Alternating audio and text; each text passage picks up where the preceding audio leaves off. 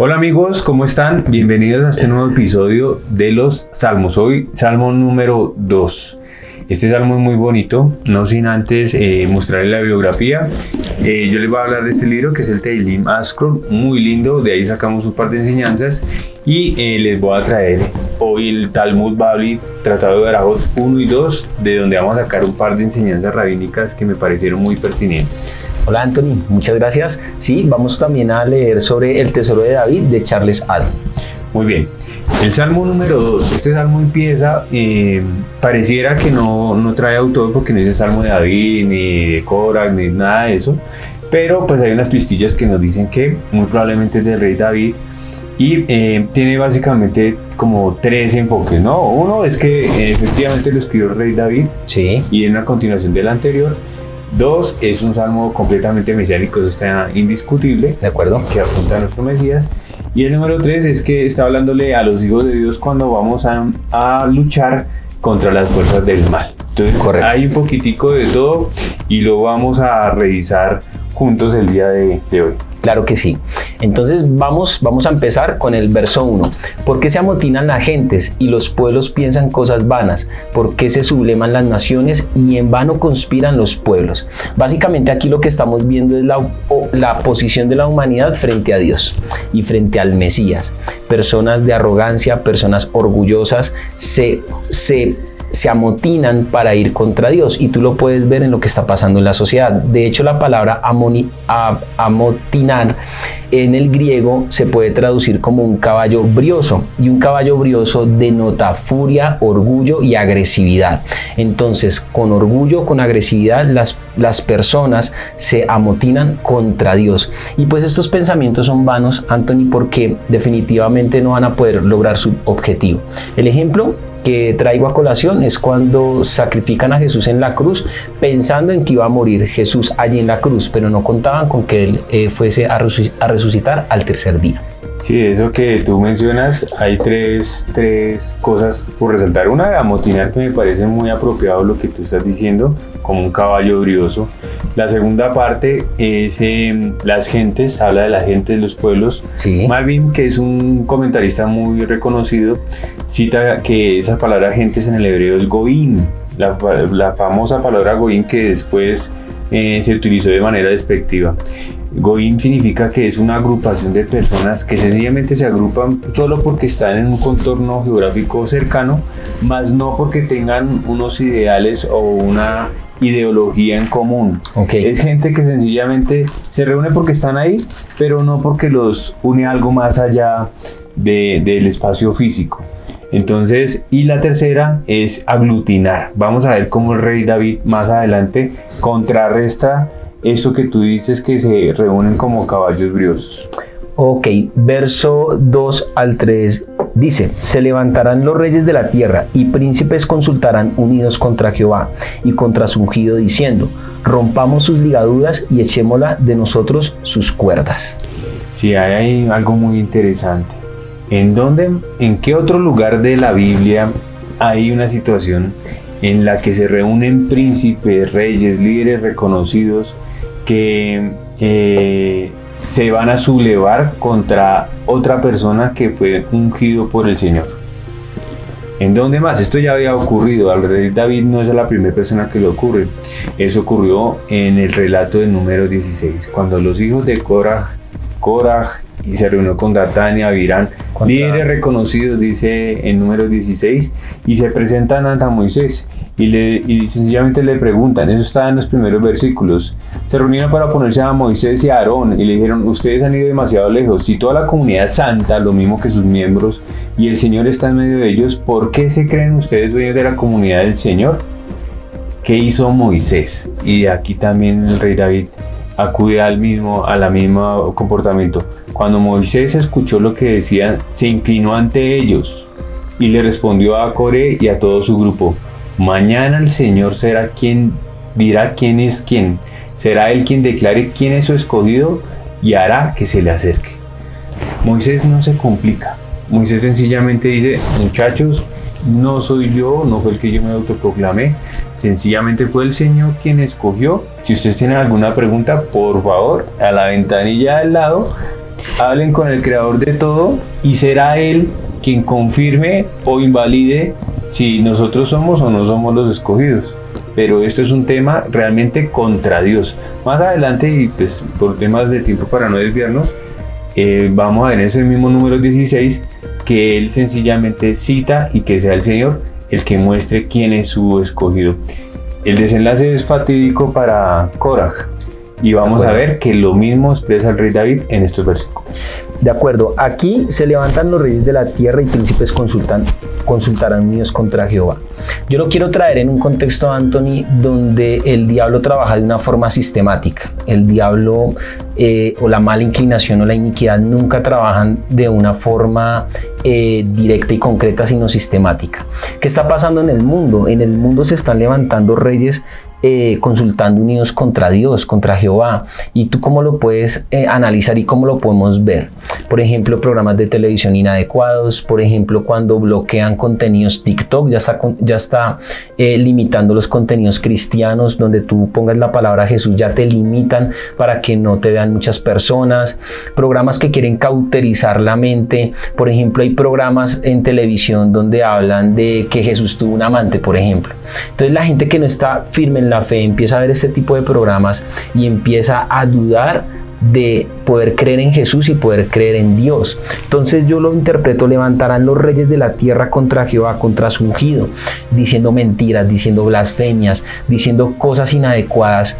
¿Para qué? Para que el pueblo sea como un caballo brioso, para que el pueblo sea orgulloso, para que el pueblo sea autosuficiente y no haya un temor de Dios. Ahora, yo me preguntaba algo. Dice, rompamos sus ligaduras. ¿De qué ligaduras nos queremos libertar nosotros? Si las ligaduras que Dios tiene sobre nosotros son ligaduras de amor, ustedes pueden leer Oseas 11:4, ¿sí? Son ligaduras de amor, ¿sí? Son ligaduras de amor, o sea que el sistema del mundo nos quiere llevar a que nos liberemos de esas ligaduras de amor de Dios, cuando la Biblia dice todo lo contrario: venid a mí los que están cansados y cargados, que mi yugo es más liviano, ¿sí? Entonces realmente es el mundo levantándose contra Dios, haciendo que el pueblo sea como un caballo brioso, liberándose de las ligaduras de amor de Dios para ser completamente descarriados. Completamente esclavos. Liberarse de esos lazos de amor es sencillamente esclavizarse. Lo que pasa es que el pueblo común y corriente no quiere tener compromisos. A eso tal vez se refiere el salmista. Versículo número 4. El que mora en los cielos se reirá, el Señor se burlará de ellos. No, pues definitivamente aquí lo que tenemos que entender es que Dios está por encima de todo. O sea, está por encima de todo y se reirá. O sea, por más que el hombre haga planes de destrucción, por más que el hombre haga planes altivos, por más que el hombre planee cosas grandes, Dios es Dios de dioses y Rey de reyes, soberano. Sí, ahí ese versículo lo que sí puede agregar es que, a diferencia de los reyes, de esos reyes que se citan al principio del versículo, que se yerguen con firmeza, y sobre eso también podríamos hablar un poquitico más en el hebreo, sencillamente se paran con firmeza sin ser flexibles con absolutamente nada, briosos como tú bien exponías. Nuestro Padre, a diferencia de ellos, sencillamente se sienta, como dice el versículo, observa y ahí dice que se ríe. El Talmud Abodá Zará, el tratado de Abodá Zará, en la parte 3b dice que, o hace mucho hincapié en que realmente este versículo se refiere a que nuestro Señor es quien tendrá la última palabra. Y esa palabra la tomará sentado, observando y de buen humor. Ok. Así de fácil. Ok, verso 5. Verso 5 dice, luego hablará a ellos en su furor, el Señor, ¿no? Y los turbará con su ira. Miren, hay algo que tenemos que tener presente nosotros, y es que Dios solo necesita de un soplo o del aliento de su boca para destruirnos. Ya, Él es nuestro creador. Pues así como nos creó con la palabra, así mismo nos puede destruir. Y eso lo puedes investigar o lo puedes leer en Job 4:9 o Job 15:30, lo puedes escudriñar. A pesar de que la humanidad se sienta autosuficiente, sienta que puede vivir sin Dios, no quiere adquirir ningún compromiso, Hay un plan eterno de parte de Dios que está desde el Génesis hasta el Apocalipsis. Y pase lo que pase, ese plan se va a llevar a cabo. Pase lo que pase, maquine lo que maquine el hombre, ese plan se va a llevar a cabo. Y es aquí donde debemos reconocer la grandeza de Dios para las personas que creemos en Jesús y para las personas que creemos que hay un Dios todopoderoso sobre nuestra vida. Amén. Versículo número 6. Pero yo he puesto a mi rey sobre Sión, mi santo monte. Pues nada, el reinado de Jesús sí o sí va a suceder. Punto. Así es. Sí o sí, sencillo. Versículo 7. Yo publicaré el decreto. Hashem Adonai me ha dicho, mi hijo eres tú, yo te engendré hoy. Miren, esto es algo bien lindo porque aquí lo que debemos tener una confianza nosotros. Debemos tener la confianza en que nuestro Redentor vive. ¿Sí? Y cuando estos decretos se publiquen, no van a ser decretos en contra de nosotros, en los que creemos en el nombre de Jesús. Colosenses 2:14 dice que anulando las actas de decretos que nos eran contrarias. Nuestro Señor Jesucristo, cuando fue crucificado en la cruz, anuló toda acta contraria sobre tu vida, sobre tu familia, sobre tus hijos. Cuando confesamos el nombre de Jesús y creemos en Él, creemos que murió en la cruz y resucitó al tercer día. Entonces esa es la confianza que debemos de tener. Por lo tanto, estos decretos no van a ser en contra de nosotros, sino es como un rey decretando ante todas las personas que se han unido contra Él. Muy bien. Versículo número 8. Dice, pídeme, y sobre ello vamos a estudiar un poquitico, y te daré por herencia las naciones y como posesión tuya los confines de la tierra. Uy, mire, esto también para mí fue chévere porque normalmente cuando se habla de herencia, en las iglesias que de pronto no tienen una buena doctrina o quieren manipular un poco a las personas, siempre que hablan de herencia, hablan de dinero. Pero la palabra en Romanos 14:17 dice que el reino de los cielos no consiste ni en comida ni en bebida. Por lo tanto, la herencia, cuando dice pídeme y te daré por herencia a las naciones, la herencia para un hijo de Dios, ¿sabes cuál es? Es desatar el cielo en la tierra. Es que realmente tú puedas desatar la sanidad, la liberación, la restauración aquí en la tierra. Por lo tanto, nosotros estamos llamados a pedir la herencia en las naciones y posesión tuya a los confines de la tierra. Cuando nosotros queremos sanar la tierra, liberar la tierra, traer el nombre de Jesús a la tierra para engrandecer al Padre, ahí es cuando Dios nos abre puertas, nos abre visas, nos da recursos para que nosotros podamos impactar una nación. ¿Cómo lo hizo Jesús? Y esto también me impactaba porque Jesús en Hebreos 5 del verso al 7 dice que fue con lágrimas. O sea, Jesús, para poder recibir su herencia en la tierra, no solo porque era hijo de Dios, sí soy hijo y soy heredero, no, él tuvo que aprender también, y él también clamaba y suplicaba al que lo podía salvar. Nosotros nunca vamos a poder ser como Jesús, seguramente no, si no hay una persona más santa sobre la tierra que como él, pero sí también él nos trazó el camino que debemos seguir para poder tomar esa herencia aquí en la tierra. Este versículo, como lo planteas, expone algo natural de un padre, y es querer heredar. Y dicen Proverbios que un padre, una persona responsable, no solamente le hereda a sus hijos, sino a los hijos de sus hijos.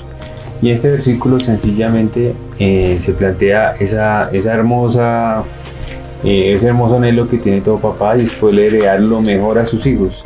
El versículo empieza por la palabra, dice, pídeme y te daré por herencia las naciones. Esa palabra pídeme interpreta Rashi de una manera muy bonita. En hebreo, esa palabra sheal viene de otra palabra que es shaal, que tiene varias connotaciones. Una es preguntar, consultar, pero también suplicar. Entonces, como es suplicar, Rashi lo interpreta de una manera muy linda. Dice, cuando vayas a la guerra, suplícame cada vez que vayas a combatir y yo te heredaré las naciones. Por eso este versículo y en especial todo el Salmo se constituye en una herramienta de guerra espiritual.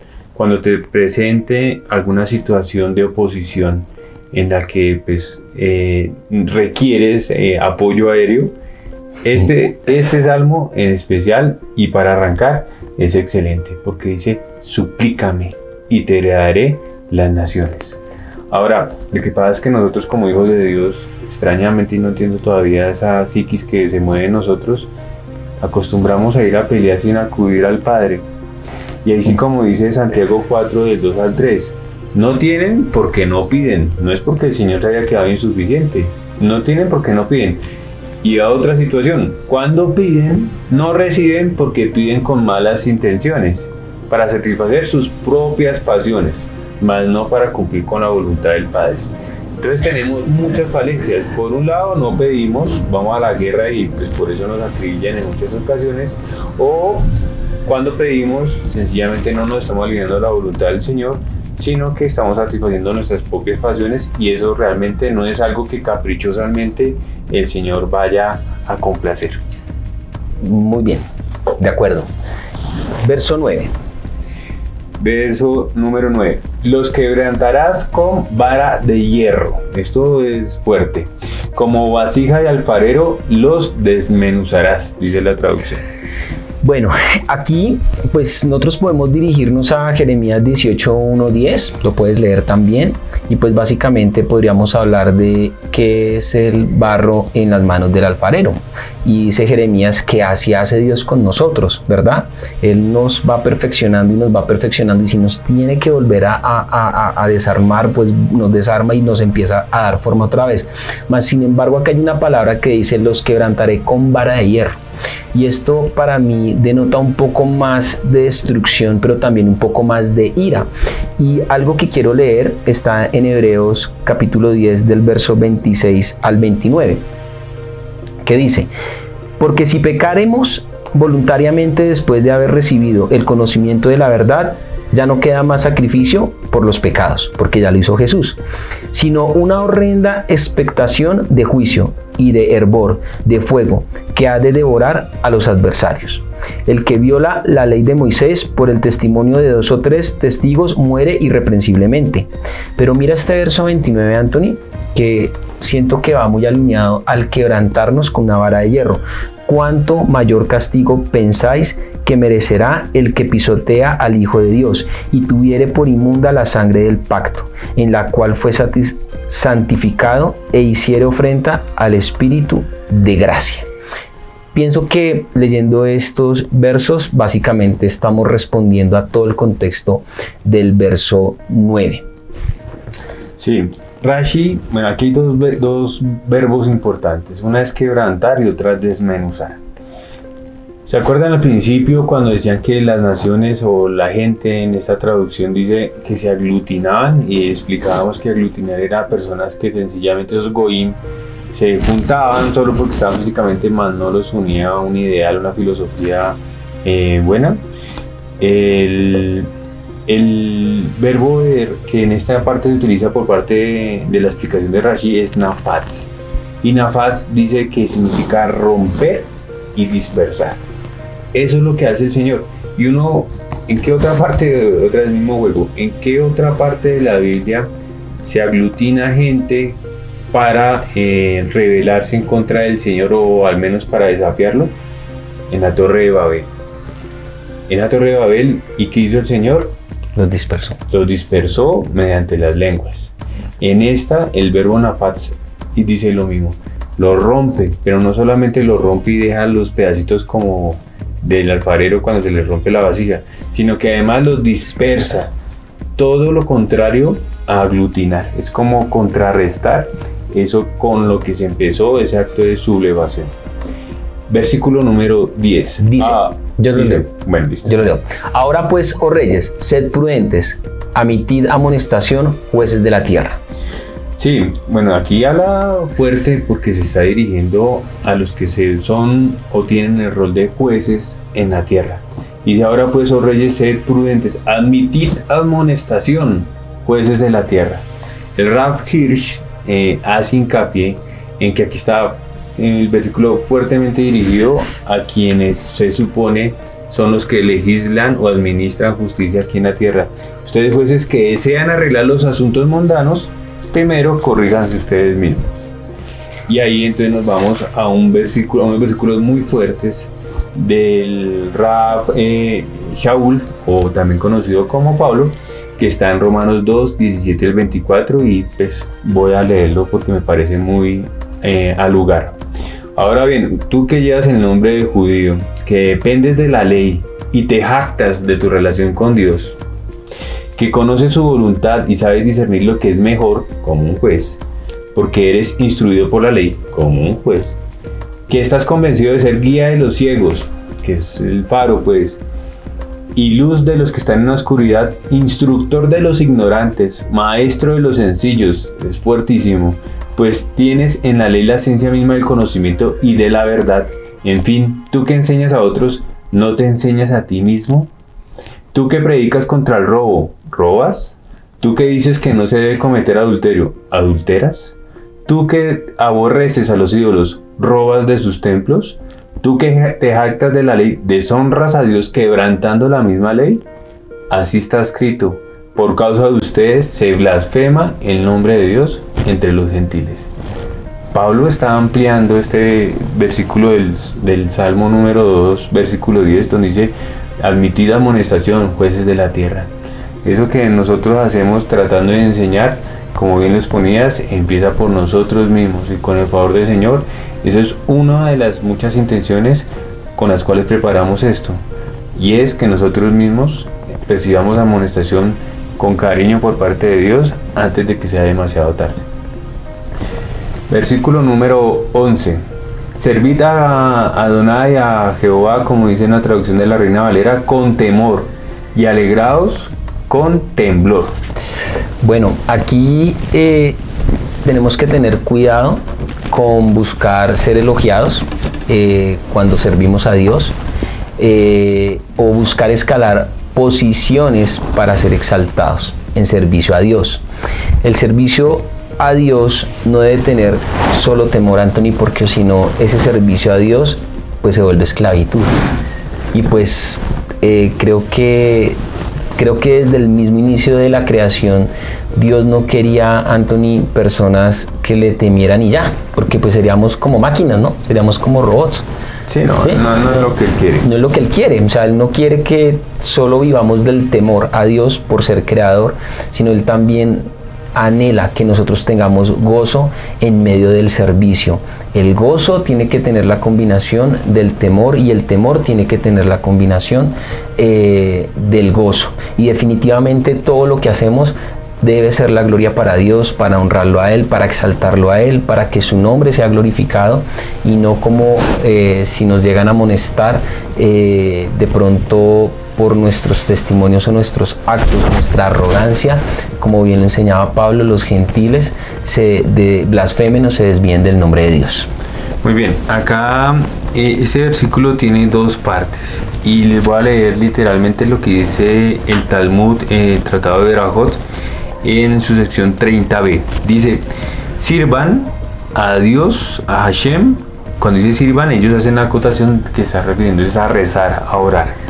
Oren a Hashem con temor, reconociendo pues su majestuosidad, y alégrense con estremecimiento. De la primera parte de este versículo se infiere que la ley de orar, de rezar en actitud de sumisión a Hashem, ¿sí? Pero hay una parte muy interesante, y la Gemara, que son como los comentarios talmúdicos, analiza la segunda parte de este versículo. ¿Qué significa alegrarse con estremecimiento? Aparentemente eso es algo contradictorio. ¿Tú qué entiendes de eso? Alegrarse, o sea, muy alegre, ¿no? Pero el versículo como tal dice que alégrense como con temor. Devuélvete al versículo. Ah, sí. Alegrados con temblor. ¿Cómo así que uno se alegra con temblor? Eso es contradictorio, y por eso los rabinos tuvieron una discusión al respecto. ¿Qué se puede entender? Pues lo que pasa es que si yo solo sirvo con temor, pues me vuelvo como esclavo. Y si yo solo sirvo con gozo, pues como que también ya me estoy burlando de Dios. Eso es lo que yo logro entender. Bueno, por lo que va como ellos lo entienden. ¿Qué significa alegrarse con estremecimiento, con temblor, como dice el versículo? Estos dos términos son aparentemente contradictorios, pero respondió el Rab Adá Bar Matná en nombre de Rabá: en donde hay alegría, también debe haber cierto temor, para que ésta no se transforme en frivolidad. Ok. Es decir, uno sí puede estar recochando, alegrados, pero de todas maneras sí se tiene que guardar cierta prudencia. Por eso también ahí en los versículos dice: alégrense, pero pues tampoco se excedan. Sí. Tiene que haber cierto temor, o sea, debe haber unos límites, inclusive en alegría, para que sea sano. Amén. Amén. Amén. Listo. 12 dice: honrad al Hijo para que no se enoje y perezcáis en el camino, pues se inflama de pronto su ira. Bienaventurados todos los que en él confían. Sí, ahí dice en un instante. Sí, eso significa que todo puede cambiar de un momento a otro. Sencillamente, honrad al Hijo para que no se enoje y perezcáis en el camino, pues se inflama de pronto su ira. Como lo vimos con el COVID, todo lo aparentemente inamovible puede cambiar de una semana a otra, tal y como dice la Escritura. Y a la final el rey David, si todo apunta que sí, o el autor al menos, da el secreto de nuevo. Bienaventurados, Ashrei, esa misma palabra con la que empezaba el Salmo número 1 es con la que se termina este versículo. Bienaventurados todos los que en él confían. Ese es el secreto, bienaventurados. Y como decíamos en la exposición pasada, si no lo has visto, por aquí te dejamos el link. Esa palabra bienaventurados significa la reunión de muchas alegrías, y muchas alegrías son las que tienen los que en él confían. Dice aquí el Talmud, Tratado de Berajot, sección 9, deducimos que esos dos salmos, se está refiriendo al primero y al segundo, se consideran uno solo, pues enseñó el Rabí Shemuel Har Nachmani en nombre del Rabí Yohanan, que como ambos empiezan con la palabra, uno empieza con Ashrei, dichoso el hombre, y el otro termina diciendo dichoso también Ashrei, todos los que en él confían. Vemos de aquí que estos dos salmos realmente son uno solo. Bueno, conclusión. Concluimos. Conclusión, ¿tú qué concluyes? Bueno, yo concluyo que definitivamente no nos podemos dejar llevar por las corrientes del mundo. Sí, tenemos que tener cuidado con lo que vemos, con lo que escuchamos. Tenemos que ser más dirigidos por el Espíritu Santo que por lo que podamos llegar a ver en las redes y todas estas corrientes del mundo que nos están llevando a ser como caballos desbocados, ¿sí? Entonces, mi conclusión es que debemos tener mucho cuidado con esto, debemos pedirle al Espíritu Santo mucho discernimiento, y definitivamente este paso nos va a llevar a tener mucha confianza en lo que es la palabra de Dios, y que sí o sí Jesús vendrá. Jesús vendrá, y vendrá por sus escogidos, vendrá por su iglesia, y esa es mi conclusión: que creas en la palabra con todo tu corazón y ten mucho cuidado con lo que escuchas y no te dejes llevar por las corrientes de este mundo.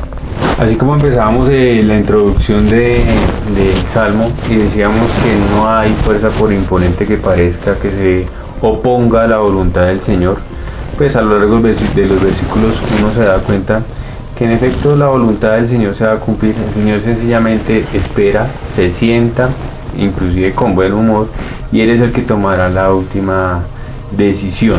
Entonces ten confianza en Él, como la interpretación de Rashi decía: suplícame cuando vayas a combatir y te entregaré las naciones. Entonces no tengas temor, habla con nuestro Padre, que es lo que hemos venido insistiendo, y Él te entregará por herencia a las naciones. Lo que uno sí también puede concluir de todo lo que hemos leído es que a la final los malvados no perseverarán, no prosperarán. De hecho, pareciera que no van a existir. Y aquí, para concluir, quisiera plantear una última pregunta. De acuerdo a lo que hemos leído, debemos pedir porque se acaben los malvados o se acaben los pecados. Es diferente, ¿no? Es diferente. ¿Tú qué crees? Yo qué pediría, No, pues que se acaben los malvados que nos llevan al pecado. No, es válido. Y para concluir les quiero regalar una joya que encontré también preparando el tema, y está en el Talmud, Tratado de Berajot, en sección 10a. Eso que te estoy preguntando se lo planteó una pareja, un rabino con su esposa. Y dice, había ciertos hombres brutos en el vecindario de Rabbi Meir y lo hacían sufrir mucho. Rabbi Meir imploró misericordia del cielo, como estamos hablando que se tiene que hacer, para que ellos murieran, así como tú acabas de exponerlo, que mueran los malvados. Al ver esa actitud, lo cuestionó su esposa. Y le dijo, ¿cómo sabes que lo correcto es rezar para que mueran los pecadores? Lo deduces de lo que está escrito en el versículo que se acaben los pecadores, Hataim, de la tierra. La palabra pecador es Hataim en hebreo. Interpretando que eso pedía el rey David en su rezo. ¿Acaso está escrito en el Salmo Jotim, que significa pecadores? En verdad, Hataim es lo que está escrito, pudiéndose interpretar como pecadores, pero también como pecados. Y por cuanto el rezo de David se puede interpretar que se acaben los pecados de la tierra, entonces eso mismo deberías rezar por ellos. Le reprendió su esposa. Es decir, para que se acabe ese Yetzer Hará. ¿Qué es el Yetzer Hará? ¿Pecado? La inclinación al mal que tenemos todos. Son aquellas cosas que nos motivan a llevar la contraria a lo que debemos hacer. Entonces lo que nosotros deberíamos orar es para que se acabe ese Yetzer Hará, esa inclinación al mal, que es lo que nos provoca pecar. Y agrega Berurya, que es la esposa del rabino. Y además baja al final del versículo y observa lo que está escrito: y los malvados no existirán más. Entonces analicemos. ¿Acaso si se cumple el pedido de que se acaben los pecadores existentes, los malvados no existirían más? No es así, ya que el paso de una generación a la siguiente traerá nuevos malvados. Pero si argumentamos que el pedido fue que se acaben los pecados, entonces naturalmente los malvados dejarán de existir, y de este modo el versículo sí tiene sentido. Más bien concluye la esposa del rabino: pide misericordia por ellos para que se acabe su inclinación al mal y vuelvan en arrepentimiento, y así se cumplirá el final del versículo, y los malvados no existirán más. Entonces el Rabbi Meir pidió misericordia por ellos, y efectivamente ellos volvieron en arrepentimiento. Bueno, entonces, menos mal no está Andreita. Sí está. Si no hubiera... Ya es omnipresente. Queridos, oremos por aquellas personas que nos están haciendo sufrir. Amén. Que vemos que la maldad corroe sus pensamientos y peor su actuar. Que no solamente lo sienten, sino que lo hacen y motivan a otros a que lo hagan. No oremos para como el Rabbi Meir hacía, para que se acaben y el Señor elimine a esas personas. Oremos más bien para que aquello que está motivando su corazón a no hacer lo que tienen que hacer sea cambiado por un acto de arrepentimiento, y a la final todos podamos llegar en arrepentimiento a los pies del Señor. Bueno, amén. Entonces, qué oración tan bonita la que terminaste haciendo, terminaste orando. Bueno, oramos, Padre, oramos en el nombre de Jesús, Señor, para que nos dé la fortaleza de poder arrepentirnos, para poder entrar a la presencia del Padre. Te damos gracias, Jesús, por el sacrificio en la cruz, porque nos da el acceso. Bendice nuestra familia, bendice a cada persona que llegó hasta este punto en el video, ayúdalo en sus debilidades. Amén y amén. Y amén. Chao. Chao. Hasta la próxima.